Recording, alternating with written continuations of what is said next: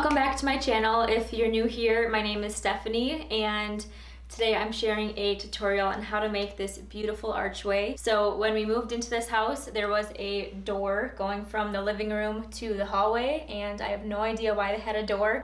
We do have the furnace on the other side of this wall and it can get a little loud, so maybe that's why they had a door here, but it was such an eyesore. I knew as soon as we moved in I wanted to make this into a pretty arch. So I took the door off, I made the opening taller and wider, and then I framed in the arch. I'm not completely finished here. I have to sand and do a few more coats of mud before I can do my final touch-up paint, but you get the idea. So whether you're starting with a door like I did, or if you're starting with a standard drywall doorway, I'm going to show you the steps on how you can DIY your own archway. Before we get started, if you haven't already, please subscribe to my channel. I would really appreciate it. And you can check out what I'm up to on my Instagram at Home with Stephanie. We got a brand new day. Good love is on the way. I started by taking the door off as well as the trim and door frame. This project was a little more difficult for me because I had the door and everything else to remove, and I also ended up making my doorway taller and wider. If you have a simple drywall doorway, this project will be much quicker and easier, and you can skip ahead to when I start framing out the arch.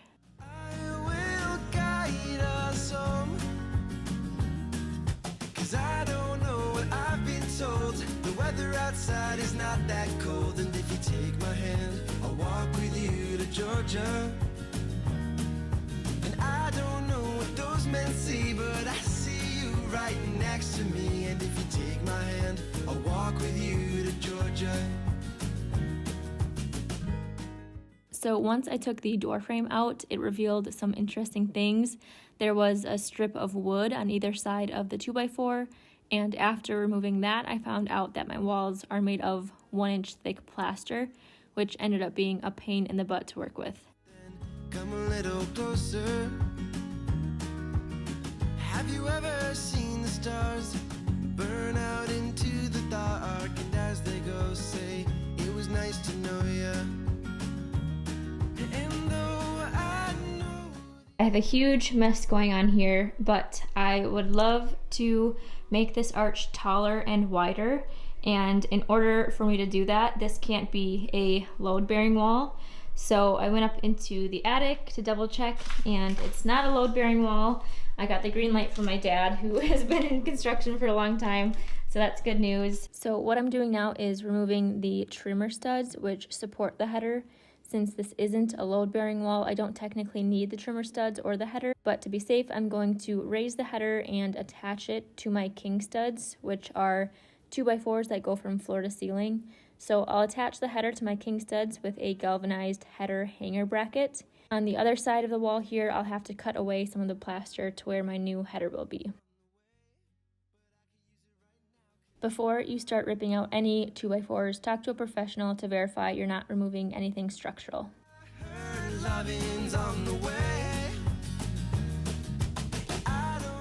So I already made a new header and secured it to the king studs. Now I'm removing the plaster to reveal part of the header so that I have something to screw my drywall into.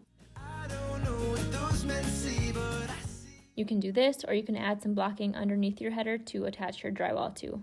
Georgia. And if you take my hand, I'll walk with you to Georgia. And if you take my hand, I'll walk with you to Georgia.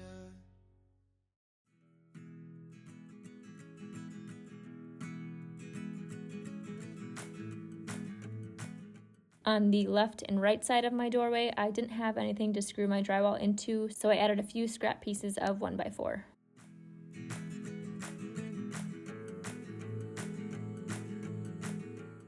I bought this arch kit, which makes framing the arch super easy. Here I'm measuring where the arch kit will go.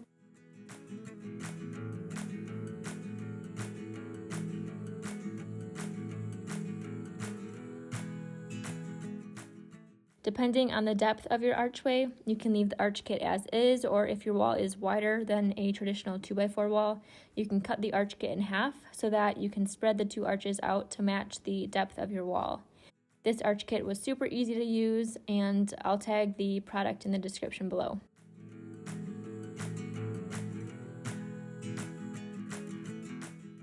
Now I'm ready to start patching in drywall, so I measured one corner of my arch and transferred the measurement to my drywall.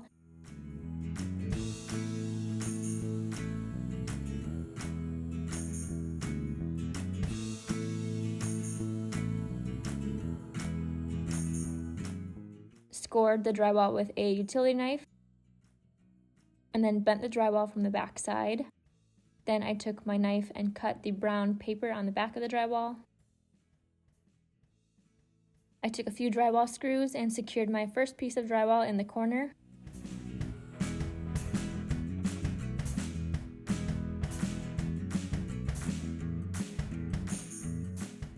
After securing the drywall with a few screws, I took my drywall knife and cut along the arch kit.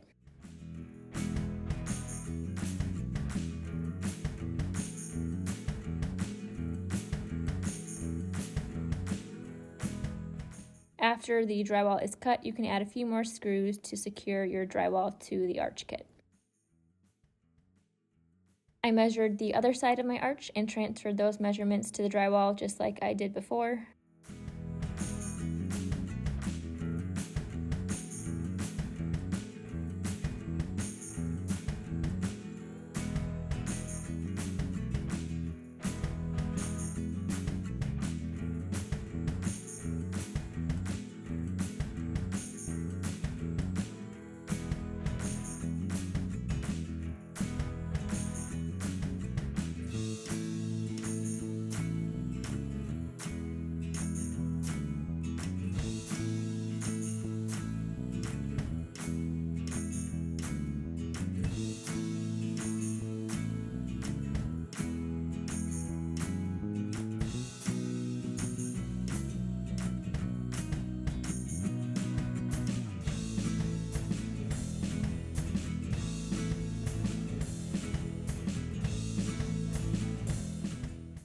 So I have my arch all drywalled up here. I had to double up 1/2-inch drywall to match the thickness of this plaster. This has been so annoying to work with. It's so hard and thick, and it's like cutting concrete. It's so annoying. So this project has taken me longer than it should have because I'm dealing with this plaster and unlevel and uneven walls. So that's been frustrating, but the easiest part of the project was installing the arch kits. They were so easy to install, super easy to attach my drywall to, so I'm happy with those. That has made this project bearable.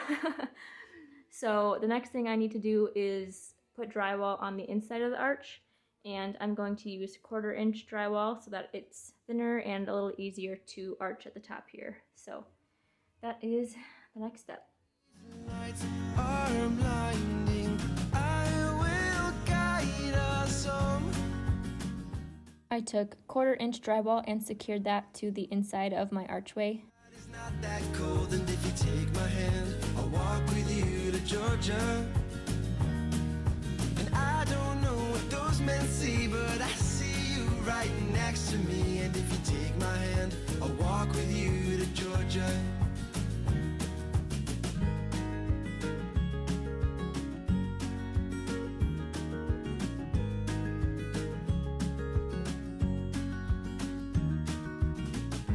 We got a brand new night, and good love will soon arrive. And when it does, then come a little closer. Have you ever seen the stars burn out into the dark? And as they go, say, it was nice to know ya. And though I know. Now I'm getting the measurement for the actual arch part. It's okay if your drywall is a bit long. You can always cut off the excess. 'Cause I don't know what I've been told. The weather outside is not that cold. And if you take my hand, I'll walk with you to Georgia.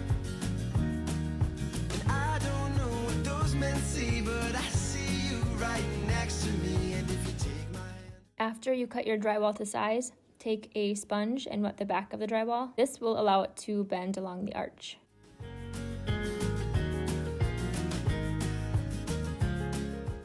Slowly press the drywall into the arch and start your drywall screws at the bottom, going up in 2 straight lines towards the outside of your drywall every few inches. On the way, but I could use it right now, 'cause I heard loving's on the way, but I could use it right now, 'cause I heard loving's on the way. I don't know what I've been told, the weather outside is not that cold, and if you take my hand, I'll walk with you. I was a little long here at the top, but I just cut off the extra with my knife and then screwed it in place. But I see you right next to me, and if you take my hand, I'll walk with you to Georgia. And if you take my hand, I'll walk with you to Georgia. And if you take my hand, I'll walk with you to Georgia.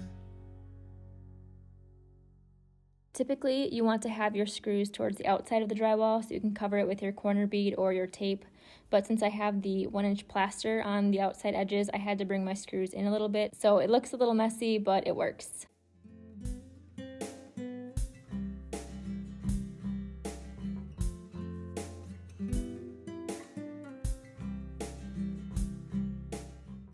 I used this dust control joint compound and I pre-filled some of the larger gaps first.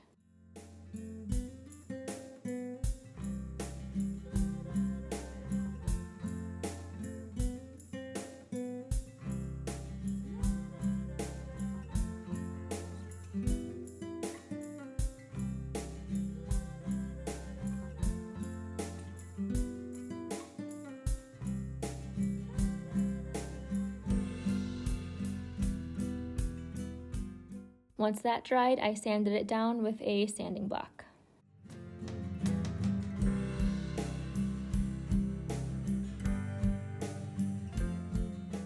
When using this joint compound, you want to add some water to it so it's not so thick. Be sure to follow the instructions on the package. Here I'm filling in the butt joints, taping over them, then leveling the joint compound on top. I did this for all of the seams in the drywall.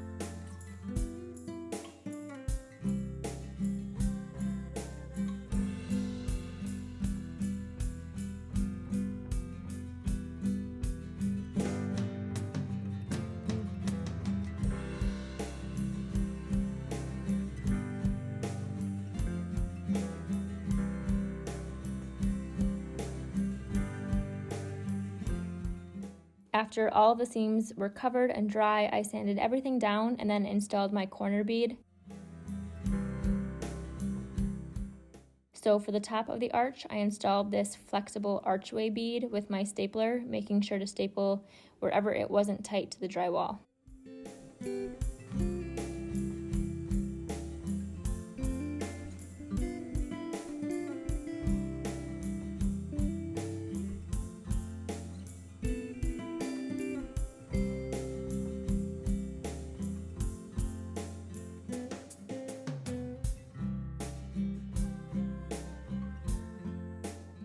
For the rest of the doorway, I used straight vinyl corner bead and stapled that on as well.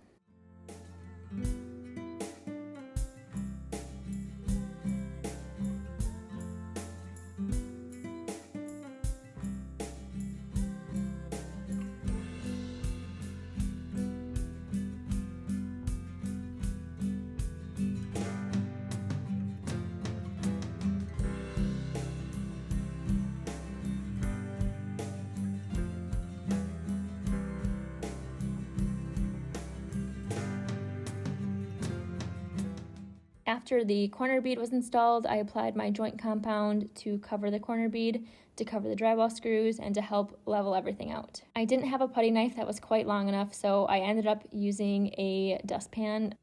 Not ideal, but it worked.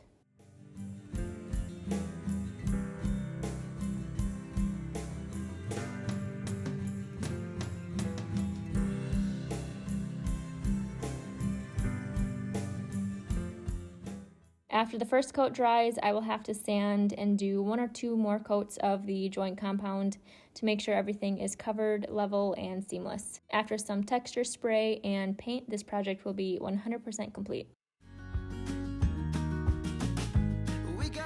In the description below, you'll find the full blog post and all the tools that I used for this project. I'll walk with you to Georgia. Have you ever been in love? Dove in from high above, and if the answer's no, well then I'd like to